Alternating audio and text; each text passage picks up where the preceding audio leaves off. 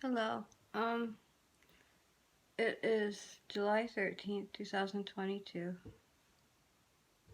and I'm gonna read. First, I want to talk about the story, a little story I read out of a book, about a lady who was a teacher and she taught some students, I guess, in Minnesota. She was talking about how um certain student impressed her and how she always took notice of what he said, how he would say certain sayings um, to her, and so he kind of stood out to her, I guess, as a teacher of a student, and she ended up getting him again later in another class. She taught a math class as he got a little older in like high school or something, and he was a little bit different, but he still was very kind of polite, and he used the same kind of expressions or things, but slightly changed a bit in the wording.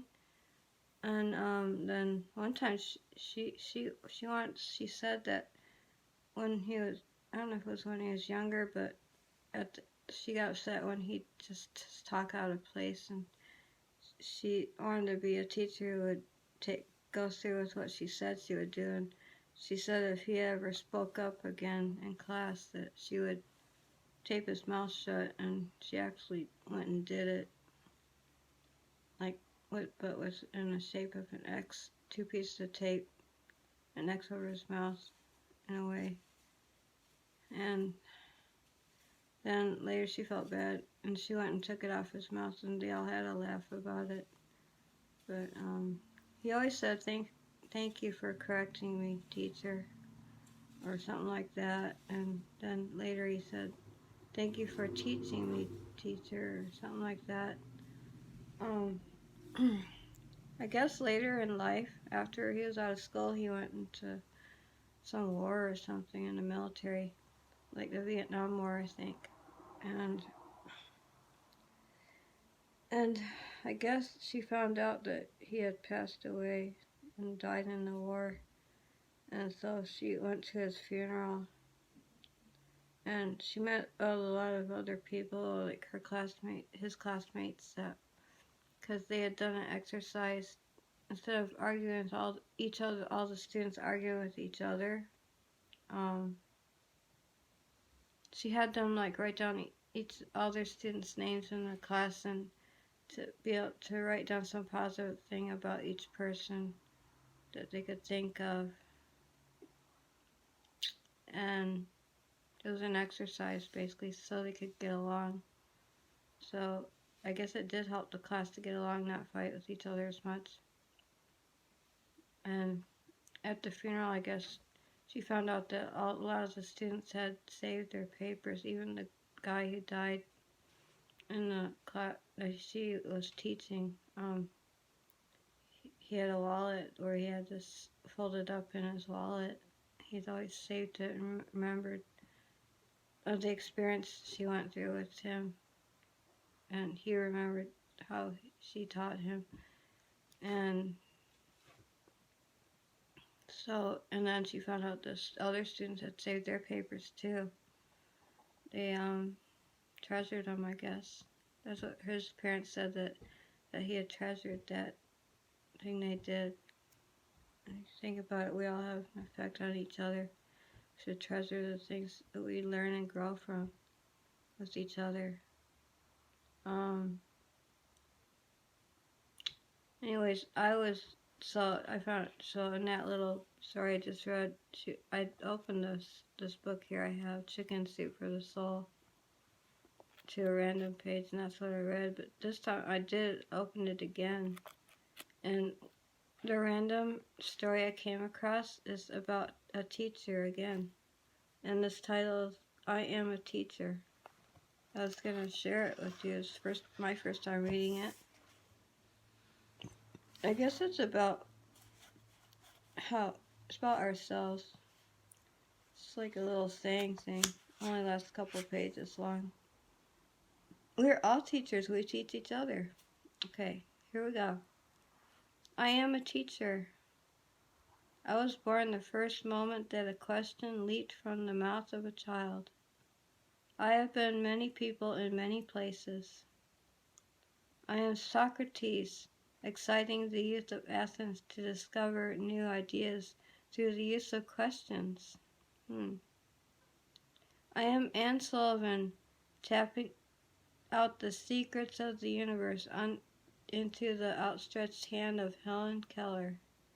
I am Aesop and Hans Christian Andersen, revealing truths through countless stories. I am Marva Collins, fighting for every child's right to an education. I am Mary McLeod Bethune, building a great college for my people, using orange crates for desks. And I am Belle Kaufman, struggling to go up the dawn staircase. Okay, the names of those who have practiced my profession ring like a hall of fame for humanity. Booker T. Washington, Buddha, Confucius, Ralph Waldo Emerson, Leo Buscaglia, Moses, and Jesus. I am also those whose names and faces have long been forgotten, but whose lessons and character will always be remembered in the accomplishments of their students.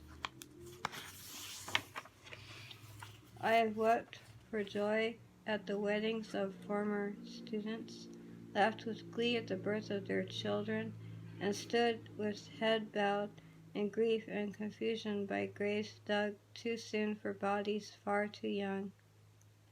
Throughout the course of a day I have been called upon to be an actor, friend, nurse, and doctor, coach, finder of lost articles, money lender, taxi driver, psychologist, substitute parent, salesman, politician, and keeper of the faith. Despite the maps, charts, formulas, verbs, stories, and books, I have really had nothing to teach, for my students really have only themselves to learn. And I know it takes the whole world to tell you who you are. I am a paradox. I speak loudest when I listen the most. My greatest gifts are in what I am willing to appreciatively receive from my students. Material wealth is not one of my goals, but I am a full-time treasure seeker in my quest for new opportunities for my students to use their talents, and in my constant search for those talents that sometimes lie buried in self-defeat. I am the most fortunate of all who labor. A doctor is allowed to usher life into the world in one magic moment. I am allowed to see that life is reborn each day with new questions, ideas, and friendships. An architect knows that if he builds with care, his structure may stand for centuries. A teacher knows that if he builds with love and truth, what he builds will last forever.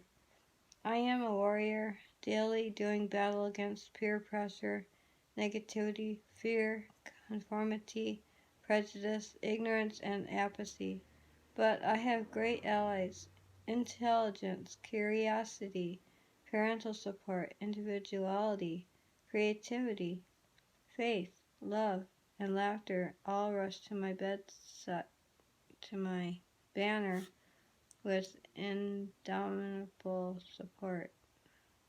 And who do I have to thank for this wonderful life I am so fortunate to experience?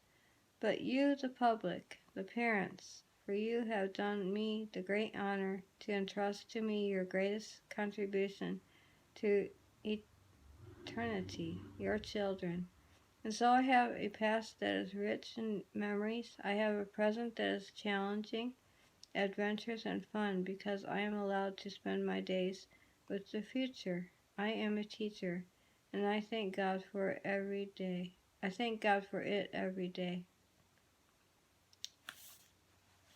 So that's one little thing. It's not the same kind of story I read before.